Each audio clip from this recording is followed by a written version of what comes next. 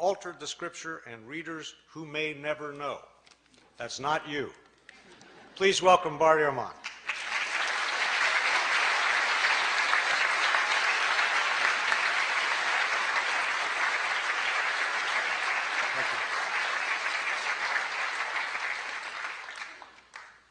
Well, thank you very much for that generous introduction, and you're welcome. It's a pleasure to be with you all this evening. So, as Bob was pointing out, I teach at the University of North Carolina at Chapel Hill, which, as you all know, is in it's the buckle of the Bible Belt. Which creates certain interesting moments in teaching historical approaches toward early Christianity and the New Testament. This last year I was teaching my course on the New Testament, so I had a class of about 360 students in it, and I decided to do something this last year that I had never done before. I began my class by asking students the following question. I said, how many of you in here would agree with the proposition that the Bible is the inspired Word of God? Boom! The entire room raises its hand. All right, good, great. Now, how many of you have read the Da Vinci Code, I asked? Boom! The entire room raises its hand. Oh, good, okay. Now, how many of you have read the entire Bible? Scattered hands. I said, all right. Now, I'm not telling you that I think God wrote the Bible. You're telling me that you think God wrote the Bible. I can see why you might want to read a book by Dan Brown. But if God wrote a book, wouldn't you want to see what he had to say? It's just one of the mysteries of living in the South. Well, the Bible is the most widely purchased, most thoroughly revered, and probably most broadly misunderstood book in the history of human civilization. One of the things that's misunderstood, at least by my 19-year-old students at Chapel Hill, is that when we're reading the Bible, we're not actually reading the words of Matthew, Mark, Luke, or John. We're reading translations from the Greek language in which these books were written. And something is always lost in translation. And not only that, but we're not reading translations of the originals of these books, because we don't have the originals of these books or of any of the other books of the New Testament. What we have are copies made centuries later, many of them many, many centuries later.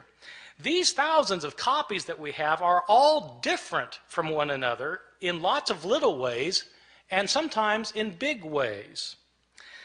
There are places where we don't know what the authors of the New Testament originally wrote. Now, for some Christians, that's not a problem because they don't have a high view of Scripture. For others, it's a very big problem. What does it mean to say that God inspired the words of the text if we don't have the words? Moreover, why should one think that God performed the miracle of inspiring the words of the Bible if he didn't perform the miracle of preserving the words of the Bible? If he meant to give us his very words, why didn't he make sure we received them? The problem of not having the originals of the New Testament, though, is a problem for everyone, not simply for those who believe that the Bible was inspired by God. For all of us, I think, the Bible is the most important book in the history of Western civilization. It continues to be cited in public debates over gay rights, abortion, over whether to go to war with foreign countries, over how to organize and run our society. But how do we interpret the New Testament?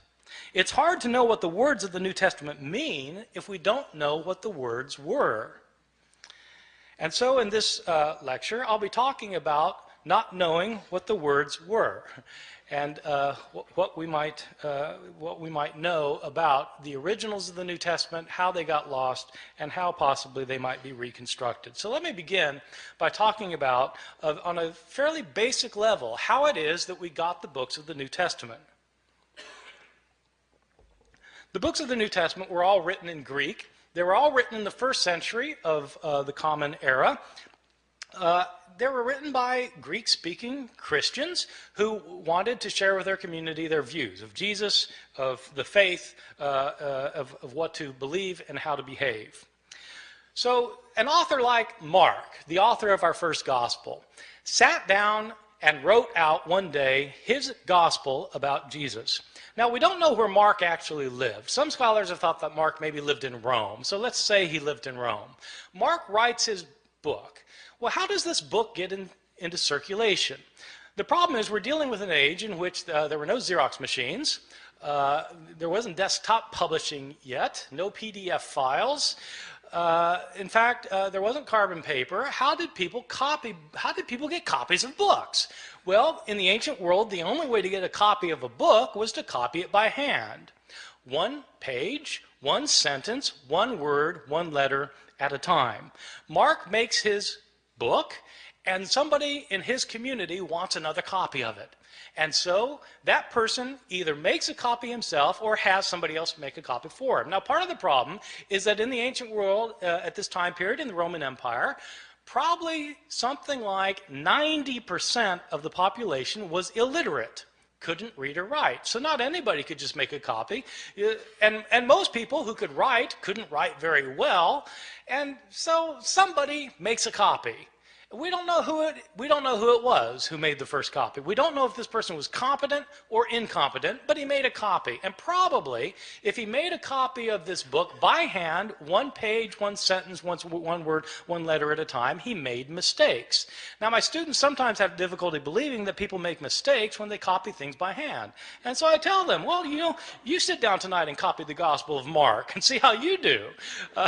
Well, in fact, they'll make mistakes. Now, here we have a problem created because we have the second copy of Mark that is also put in circulation, and somebody wants a copy of Mark, and so they copy the copy, but the copy has mistakes in it, and so the next person who copies it copies the mistakes thinking that they're the original wording, and the second person also makes mistakes of his own. And so he not only reproduces the mistakes of his predecessor, he introduces his own mistakes. And then another person comes along and copies that copy, making the mistakes of both of his predecessors and creating mistakes of his own. And then that book gets put in. And pretty soon you've got copies around the city of Rome that are all different from one another. Now, a visitor comes to Rome from Ephesus, and they have a church back in Ephesus too, and they want a copy of this gospel, and so he takes a copy, makes a copy, takes it back to Ephesus. And then that copy gets copied, and that copy gets copied, and that copy gets copied. Then somebody comes from Smyrna, and they want a copy. And so it goes for year after year after year. We don't have a copy of Mark until around the year 200. About 150 years after Mark was originally written. So not only do we not have the originals, we don't have the first copies, or the copies of the copies, or the copies of the copies of the copies of the copies, etc., etc. Mistakes were made en route, and these mistakes were replicated. Now, the only way a mistake gets corrected is if you're copying a copy of Mark, and you come across a sentence that you're pretty sure is wrong because it doesn't make sense, and you try and correct it. And so you correct it to say something other than what it says. The problem is there's no guarantee that you will correct the mistake correctly, right? You might correct the mistake incorrectly, in which case you've got three forms of the text: the original text, the mistake, and the mistaken correction of the mistake. And so it goes on for year after year, decade after decade. The originals end up getting lost. They get lost. They're either worn out of existence, or people figure, well, we don't need this. I've got a brand new copy of it, and so they throw it away. And all of the books of the New Testament, all 27 books, experience the same fate. And so that is the situation we're dealing with. This is not a situation that's unique to the New Testament. This is a situation that we find for every book from the ancient world. Every ancient book has this problem. The problem's exacerbated with the New Testament simply because the New Testament has come to be revered as Scripture, and also because, as it turns out, we have more copies of the New Testament than of any other book from the ancient world. That would seem like a good thing, but it also means that we have more mistakes for the New Testament than for any other book. And so the abundance of evidence we have creates an abundance of problems. Let me talk about the surviving copies that we do have. First, give you a sense of the numbers of books that we're talking about. New Testament was originally written in Greek, and at last count, we had over 5,700 copies of the New Testament in the Greek language in which it was originally written. Now, when I say we have 5,700 copies, I don't mean that we have complete copies of all the books from beginning to end. What I mean is we have either complete copies or fragmentary copies. Some of these fragmentary copies are very small little fragments found in trash heaps in Egypt where the rest of the book was destroyed, and we just have a little scrap. So we have from little scraps to enormous tomes that are in medieval libraries. We have 5,700 copies in Greek, and we have copies in other languages because as Christianity spread throughout the Roman Empire, people translated the New Testament into other languages, such as Latin. We have something like 10,000 copies of the Bible in the New Testament in Latin, in Coptic, the ancient Egyptian language, in Syriac, in Georgian, in Armenian, in Old Church Slavonic, etc., etc. We have all sorts of copies in all sorts of languages. These copies can be compared with one another, and when you compare these copies with one another, there are lots of mistakes in them because no two of these copies are exactly alike in their wording. How old are these copies that we have? Well, the oldest copy that we have of any book of the New Testament is actually a little fragment that was discovered in Egypt. This fragment is about the size of a credit card, and it's written on both front and back.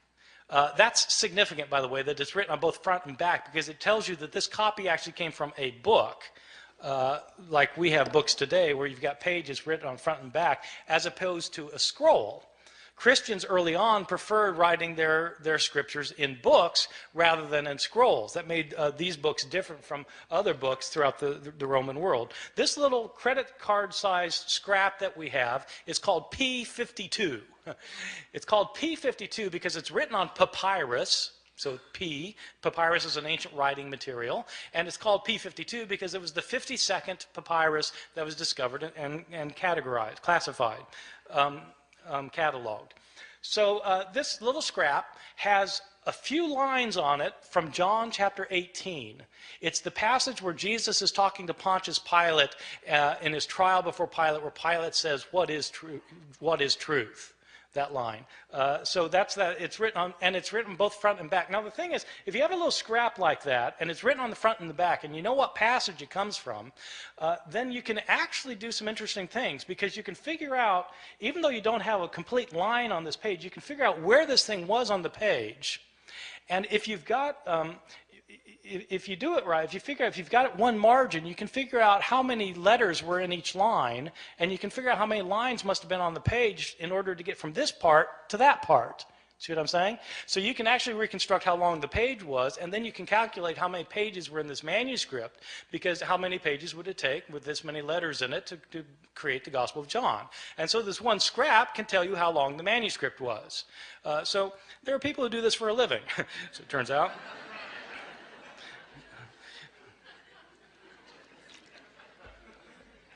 So this is the oldest scrap. How old is it?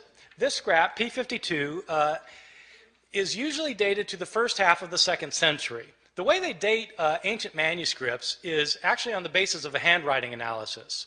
The science of this is called paleography. Paleo meaning ancient, graphy meaning writing, ancient writing. So the study of ancient writing is called paleography, and there are scholars who are paleographers who can date manuscripts within about 50 years of their production. The way the science works is that handwriting in the ancient world before there was the invention of printing changed slowly over time. So people made letters in certain distinctive ways depending on when they lived. And so if you are familiar with how handwriting was in different periods of history, then you can determine when a manuscript was written. That's the science of paleography. And a good paleographer can get within about 50 years. So this thing, and you need a 50-year gap because some scribe who's copying a manuscript when he's 70 70, probably writing the same way he did when he learned how to write when he was 20, and so you need a 50-year gap. So this thing is dated to around 125 plus or minus 25 years. Well, that's pretty early. This is from the Gospel of John. This little piece was probably written about 30 or 40 years after John itself had been produced. So that's pretty good. We don't get a complete copy of the Gospel of John until, again, around the year 200. But we do have this little scrap. Most of the manuscripts we have are not anywhere near this early, though.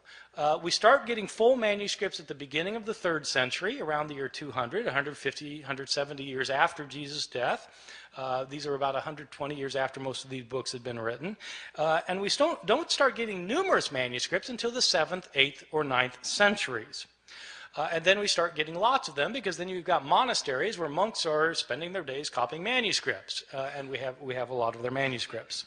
And so 5,700 manuscripts, some of them going back into the 2nd century, none of them being the originals, or within even within a few years of the originals. So with all of these differences, with all of these manuscripts, how many differences are there?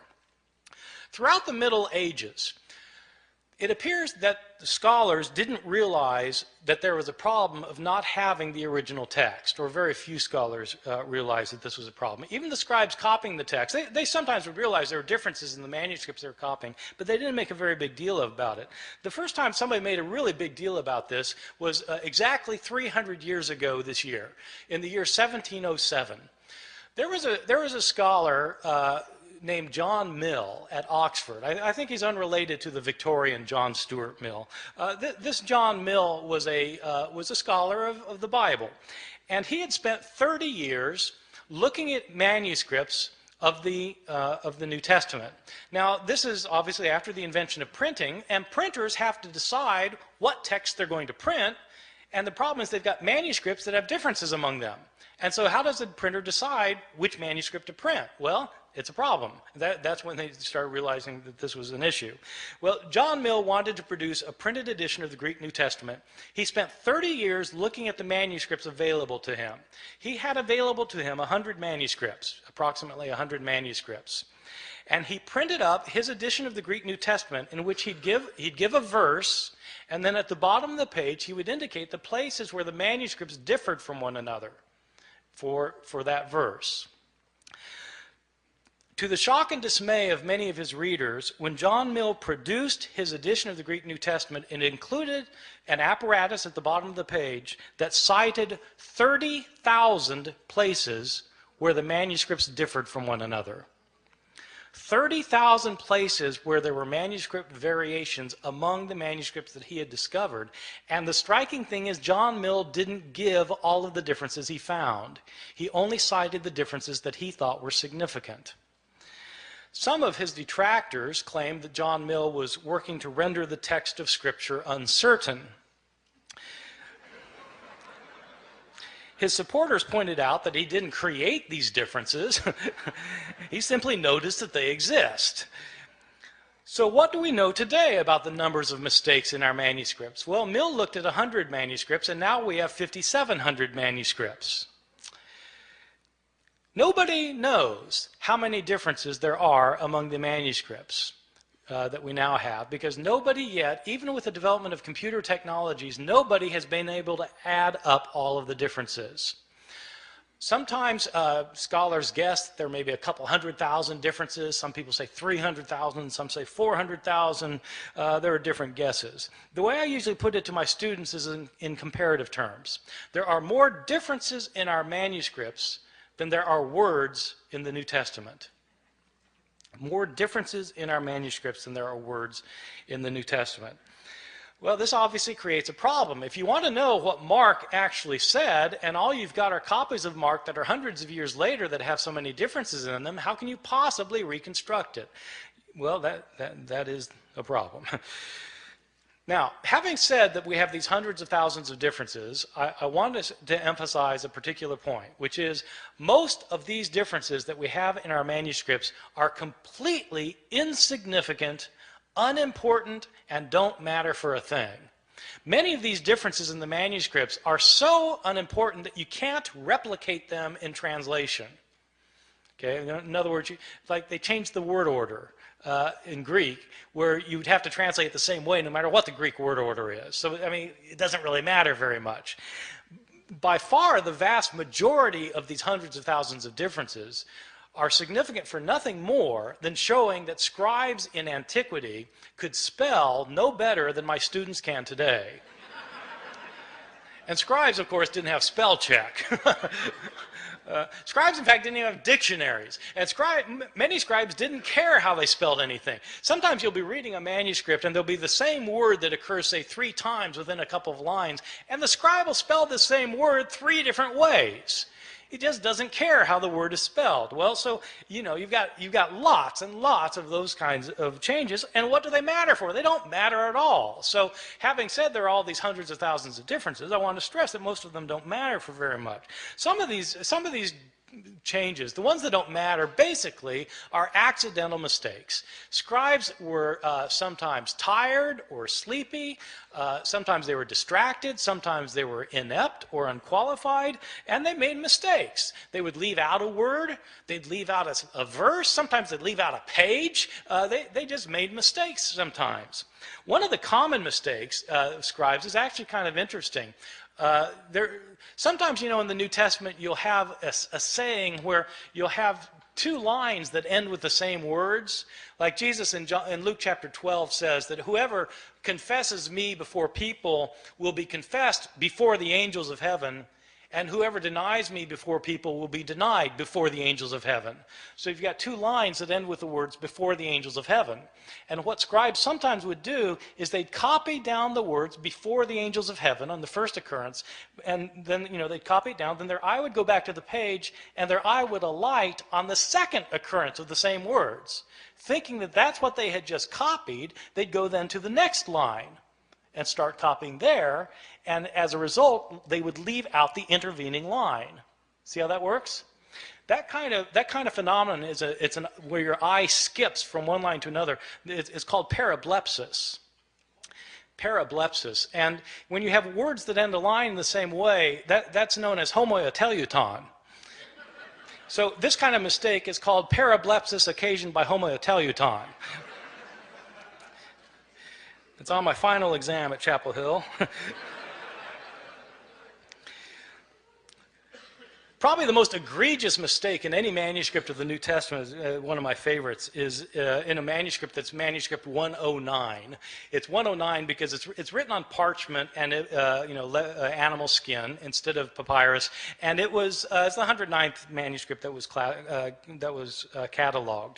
This is a 10th century manuscript that was written by a scribe who wasn't paying attention, and this scribe was copying the Gospel of Luke. Now, the Gospel of Luke is one of the 2 Gospels in the New Testament that has a genealogy of Jesus. Genealogies usually aren't the favorite reading of my students at Chapel Hill, and I think probably it wasn't the favorite reading of this guy because he wasn't really paying attention to what he was doing. But, you know, in Luke's genealogy is actually fairly interesting because in Matthew's the other gospel that gives a genealogy of Jesus, and it traces Jesus' line all the way back to Abraham, the father of the Jews, in Matthew. Luke doesn't stop there. Luke keeps going. Luke traces Jesus' genealogy all the way back to Adam, as in Adam and Eve. This is a fantastic genealogy. I've got an aunt who's a genealogist who's traced my family, you know, back to the Mayflower. The Mayflower, Adam and Eve.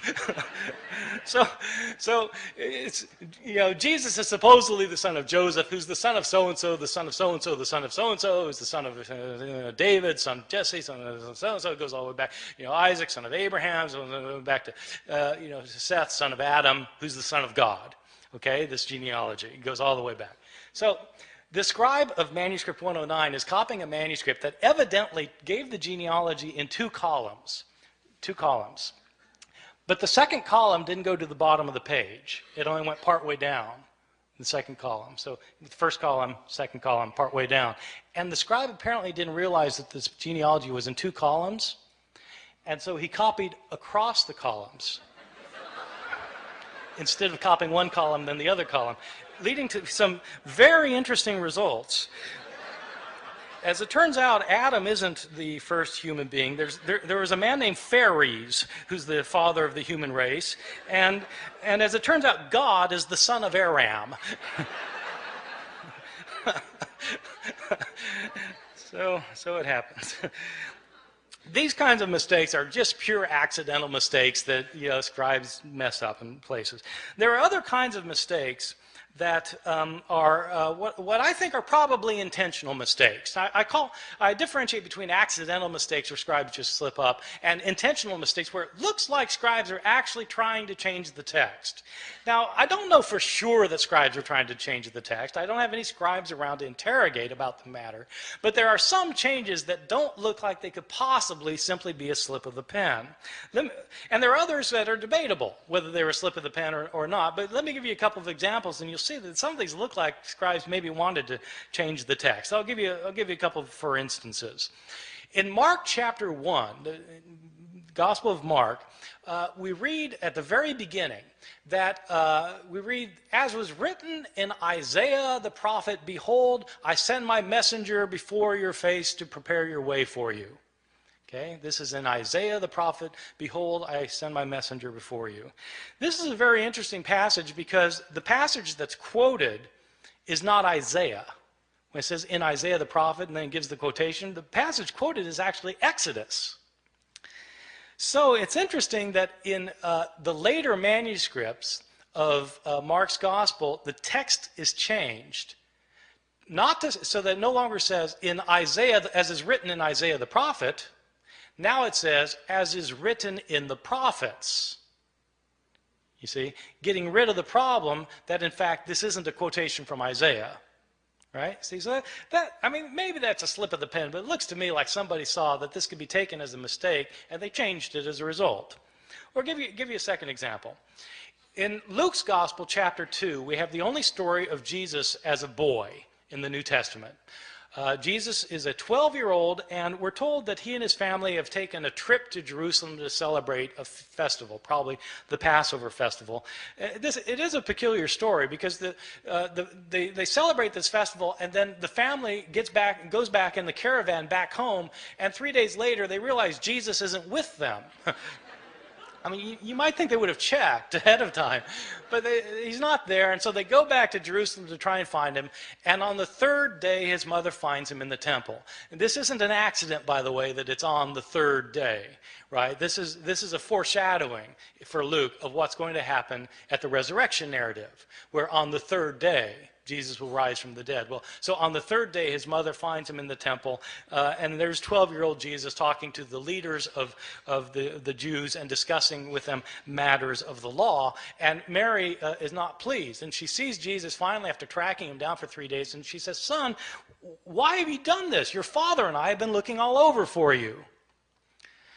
Now, when scribes copied this, they were taken aback.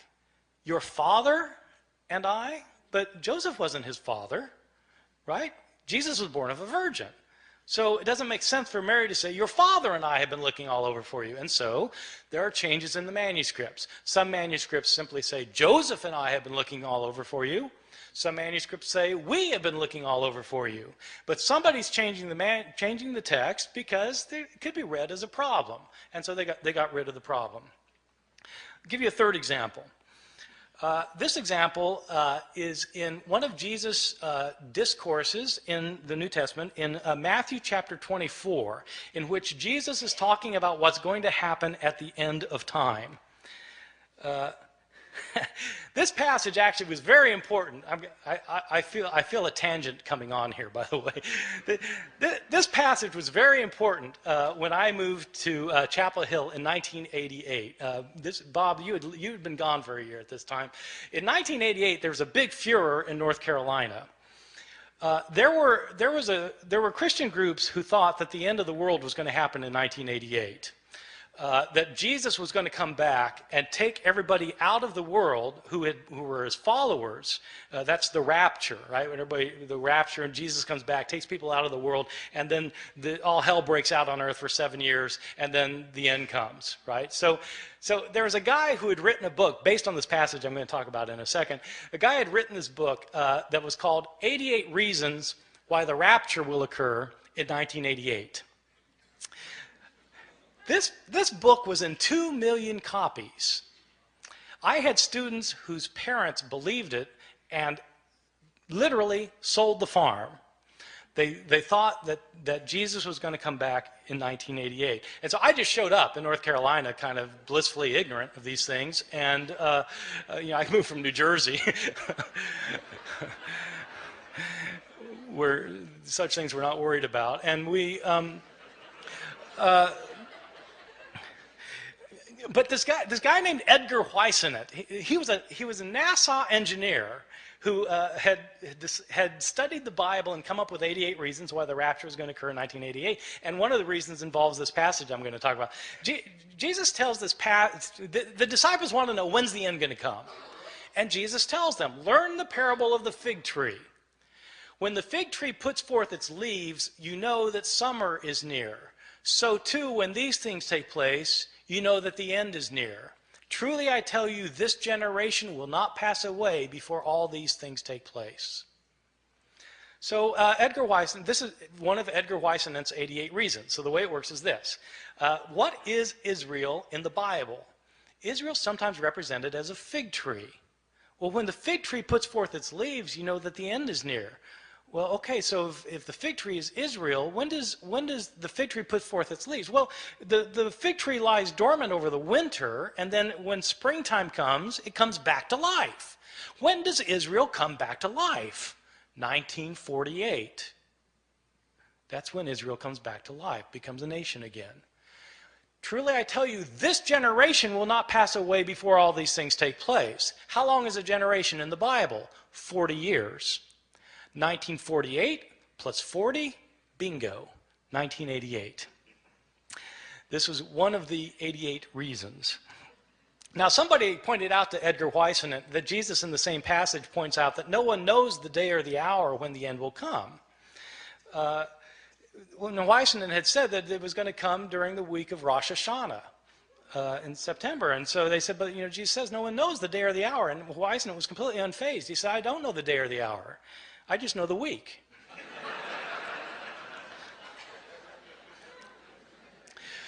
All right, so this passage actually throughout Christian history has been important because people have always been trying to figure out when the end's going to come. So in this passage, Jesus says no one knows the day or the hour, not the angels of heaven, nor even the Son, but the Father alone. Okay, Matthew 24:36. Scribes copying that found it to be a peculiar thing to say, though. Not even the Son knows when the end is going to come? I mean, surely the Son of God is all-knowing. Isn't he omniscient? And so how do scribes deal with the problem? They deal with the problem by getting rid of the phrase. And so in later manuscripts, the phrase, not even the Son, is taken out, so that now Jesus doesn't claim to be ignorant about when the end is going to come. So that strikes me as probably an intentional sort of change. All right, so you get accidental changes and you get intentional changes. I want to talk about some of the big differences that you get in some of our manuscripts, just so you can get an idea of how significant this problem can be. Probably the most familiar story in the New Testament Gospels is the story of Jesus and the woman taken in adultery. I'm pretty sure this is the best known story of the Gospels because it's in all the Hollywood movies.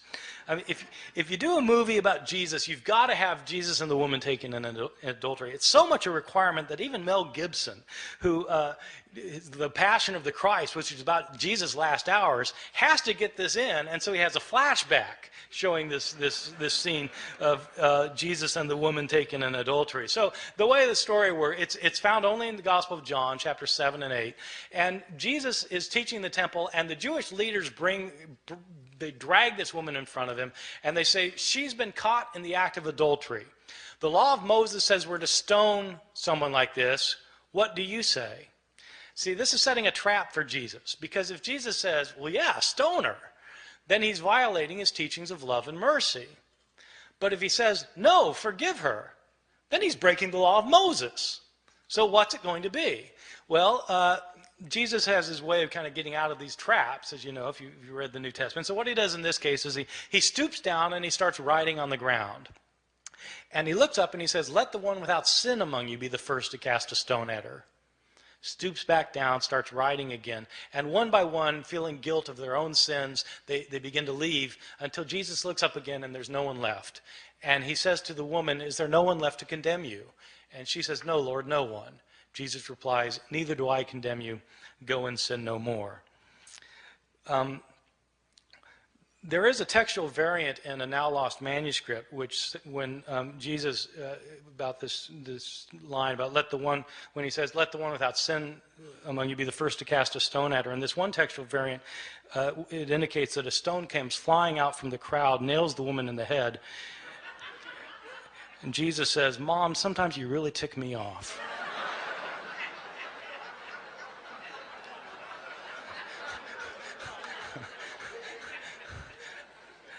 I made that up.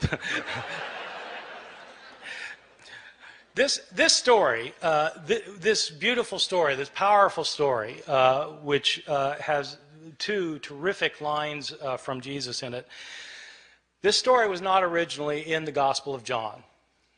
This is a story that was added to the Gospel of John by later scribes. How do I know that? We have a number of early manuscripts of the Gospel of John. This story is not found in any of our early or best manuscripts of the Gospel of John. The Greek authors who wrote commentaries on the Gospel of John over the centuries don't mention this story until the 10th century, 1,000 years after the days of Jesus. The writing style of this story, if you read it in Greek, the writing style is a completely different writing style from the writing style of the rest of the Gospel of John. As a result, scholars have known for years that this story did not originally belong in the Gospel of John. Well, why is it in our English Bibles then? Probably what happened was some scribe had heard this story. They'd heard the story and they decided that it illustrated some of the teachings in John chapter 7, and so they wrote out the story in a margin. A second scribe came along, saw the story in the margin, and thought it belonged in the text, and then wrote his manuscript by putting the story in the text. Another scribe comes along and copies that manuscript, and that manuscript gets copied, and so on until it becomes part of the textual tradition. And it's these later manuscripts that were used by the translators of the King James Bible in 1611, so that the story came into English through the King James Bible. So this story, however, is not a story that was originally in the New Testament. So people sometimes ask me, well, are there any changes that are significant in the New Testament? Yeah, well, this strikes me as a rather significant change, that the story of the woman taken in adultery wasn't originally there. Or consider a second instance of another big difference, the Gospel of Mark. Mark is probably my favorite gospel because it's so subtle and understated in places, and it says things that you don't expect. And nowhere is this more true than in the ending of Mark's gospel. In Mark's gospel, Jesus is put on trial, and he's crucified, he's dead, he's buried, and on the third day, the women go to the tomb. The tomb is empty, and Jesus is not in it. There's some man in there. And the man tells the women that Jesus is not here, he's been raised from the dead. He tells the women, go tell the disciples that he will meet them in Galilee. And then it says the women fled from the tomb, and they didn't say anything to anyone, for they were afraid. Period. That's where it ends. That's the end of the Gospel of Mark. And you think, how could it end there? They're told to tell the disciples, but they don't tell anybody. Didn't the disciples ever learn? Didn't they go to Galilee? Didn't they see Jesus? How could that be the end of the story? And that's exactly the reaction the scribes had. They got to that ending, they said, how could it end there? And scribes then decided it couldn't add there, and so they added 12 verses. So that in your English Bibles today, you'll find 12 more verses after that, after chapter 16, verse 8, and often they'll be in double brackets because the translators will tell you in a footnote, these verses weren't originally in here, these were added by later scribes. In these verses, in these added verses the scribes added later, But we know they're added later because they're not in the earliest and best manuscripts. The writing style is different from the rest of the Gospel of Mark, and in fact there are inconsistencies between this ending and the verses that precede it. So this is clearly an addition to the Gospel of Mark. In these final verses, according to these final verses, the women do go tell the disciples do go to Galilee, they do meet Jesus there, and Jesus then tells them that they're to make disciples of all the nations, and people who become his disciples will be able to speak in foreign languages that they previously didn't know.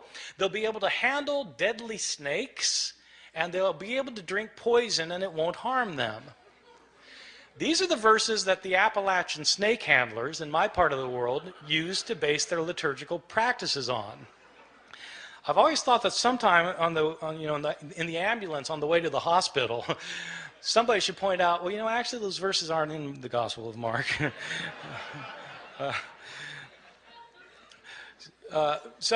Mark actually ends with the women not saying anything to anyone, for they were afraid. Somebody added the last 12. Let me give you a couple more examples of some differences that strike me as big. One that I think is really quite interesting that scholars debate. The first two I gave you, scholars don't debate very much. Almost everybody agrees that they weren't originally there. But there's an interesting change in another story in Mark that there's a lot of debate about among scholars. It's a story in Mark chapter 1 where Jesus heals a leper. And the way the story works is that Jesus is walking along, and a leper comes up to him, and the leper says to him, this is this guy with leprosy, and he comes up to him and he says, Lord, if you're willing, you're able to cleanse me. And in most manuscripts it says that Jesus felt compassion for the man, and he reached out his hand and he said, I am willing, and he healed him. But in several ancient manuscripts it says something different. In these other manuscripts, instead of saying Jesus felt compassion for the man, it says, and Jesus got angry and reached out his hand and said, I am willing, be cleansed. Getting angry.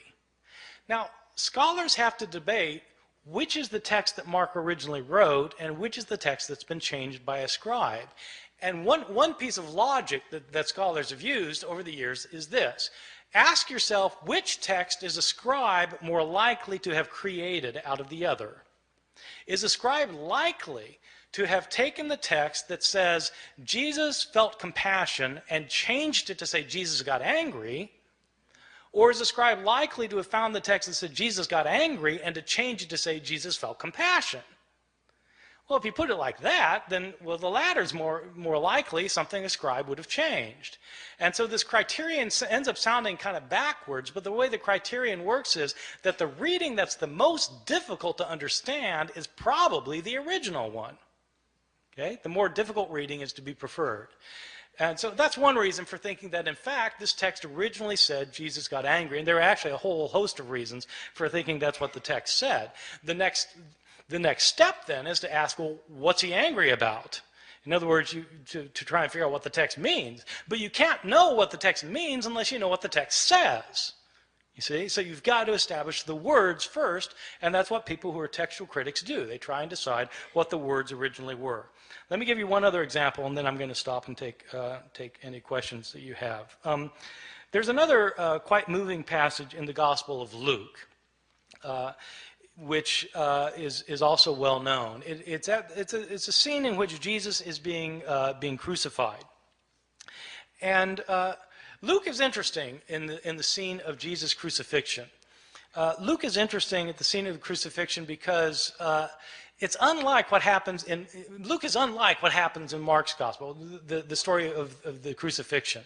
In Mark's, just to illustrate this for a second, in Mark's gospel, which is the first gospel, you have a very distinct portrayal of Jesus going to his crucifixion, a portrayal that is filled with pathos and agony. People don't realize this, that Mark's portrayal is very different from Luke's portrayal. And the reason they don't see that there are differences is because of the way that people read the Gospels. The way people typically read the Gospels, if they read the Gospels at all, but if they read the Gospels, the normal way of reading a Gospel is you start at the beginning and you read to the end. So, okay, you're going to read the gospel. You start with Matthew. You start with the first verse, chapter 1, verse 1, and you start reading and you get to the end. You go from top to bottom. Then you read Mark. Start with the beginning, go to the end, top to bottom, and it sounds a lot like Matthew. Same stories, a lot of the same words, sounds very similar. Then you read Luke, top to bottom, sounds exactly the same. Not exactly, it's different, but it's basically the same thing. They sound alike. And then you read John, well, that's different, but, well, in essence, it's not that far off. So they all sound basically the same because you read them from top to bottom, or you read them vertically. The way to see differences in the Gospels is to read them not vertically, but to read them horizontally. Where you read a story in Matthew and you look at the same story in Mark and compare the two stories. When you do that, you start finding enormous differences. People, there are all these debates about whether there are discrepancies in the Bible. If you want to find discrepancies in the Bible, all you have to do is read the texts horizontally. I give this as an assignment to my students all the time. I give them I say, take the resurrection accounts. What really happened at the resurrection? Depends which author you read. And so I have them list what happens in Matthew, what happens in Mark, what happens in Luke, what happens in John, and compare the lists. And it's actually quite striking when you do this with the resurrection narratives. Because, well, who is it that goes to the tomb? Is it Mary Magdalene by herself or Mary with other women? If other women, how many other women? And what are their names? It depends which gospel you read. What do they find there? Is the stone rolled away already or is it not rolled away already? Depends which gospel you read. Who do they see there? Do they see a man there as in Mark? Do they see two men there as in Luke? Or do they see an angel as in Matthew? Depends which gospel you read. What are they told? Are they told to tell the disciples to meet Jesus in Galilee, or are they told to tell the disciples to stay in Jerusalem? Do they go tell the disciples? It depends whether you read Mark or whether you read Matthew and Luke. If they do tell the disciples, what do the disciples do? Do they go to Galilee or do they stay in Jerusalem? It depends which gospel you read. I mean, you just go down the line, and it's different. And that's what you get if you read these stories against each other. Well, if you do that in the story of the crucifixion in Mark and Luke, you come up with very, very different portrayals. The significance of that is not just, okay, so there are discrepancies. Yeah, there are discrepancies, but that isn't the point. The point is that if you want to know what Mark has to say, you have to read Mark and not pretend he's saying the same thing as Luke, because they're different. And so Mark has to stand on its own as a literary production. In Mark's gospel, when Jesus is being crucified, in fact, it's a very gripping scene. In Mark's gospel, Jesus doesn't say anything while he's being led to the place of crucifixion. While he's being crucified, he's completely silent. When he's hanging on the cross, he's mocked by the Jewish leaders, by the people who are passing by in front of him. He's mocked by both robbers in Mark's gospel. Jesus doesn't say anything until the end. In Mark's gospel, at the end, he cries out, Eloi, Eloi, lama sabachthani, my God, why have you forsaken me? And he dies. That's it. That's Mark. Very, very powerful and gripping. But people don't realize that this, because people think Jesus said all sorts of other things on the cross. Well, why do they think that? Because they've read Matthew, and they've read Luke, and they've read John, and they end up with the 7 last words of the dying Jesus, which are found in not one of the Gospels, but by smashing all of the Gospels together into one big Gospel. Now, it's perfectly legitimate to do that if you want to do that. If you want to read the Gospels and smash them all together so they're all right and they're all saying the same thing, but you have to realize that if you're doing that, you're writing your own Gospel. And you're making it say something that's different from any of the Gospels of the New Testament. Okay, so I mean that's the effect of doing that. In Luke's gospel, Jesus is not silent. He's not silent on the way to be crucified. He sees women weeping for him, and he turns to them and he says, daughters of Jerusalem, don't weep for me. Weep for yourselves and for your children, for the fate that's to befall you. He's more concerned about these women than himself in Luke's gospel. In Luke's gospel, he's not quiet while he's being nailed to the cross. He prays, Father, forgive them, for they don't know what they're doing. While he's hanging on the cross, he actually has an intelligent conversation with one of the robbers. The one guy maligns Jesus. The other robber says to the other person to be quiet because Jesus hasn't done anything to deserve this. And then he turns to Jesus and says, Lord, remember me when you come into your kingdom. And Jesus says, truly I tell you, today you will be with me in paradise. Jesus knows exactly what's happening to him in Luke's gospel. Not in Mark, but in Luke he knows exactly what's happening to him. He knows what's going to happen to him after it happens to him. He's going to wake up in paradise, and this guy's going to be next to him. And at the end, the most telling thing of all is that Jesus, instead of crying out, my God, why have you forsaken me?" He doesn't say that in Luke. What he says is, "Father, into your hands I commend my spirit." And he dies. In Luke's gospel, Jesus is completely in control of the situation. He knows what's going on. He knows why it's going on, unlike Mark, where he seems to be in doubt. This verse about "Father, forgive them, for they don't know what they're doing" is a very interesting verse. In early Christianity, this verse was interpreted not as a prayer of forgiveness for the Romans who were crucifying him. It was interpreted as a prayer for the Jews who had turned Jesus over to the authorities. Jesus is asking for forgiveness for the Jewish people in the interpretation of the early Christian interpreters of the passage.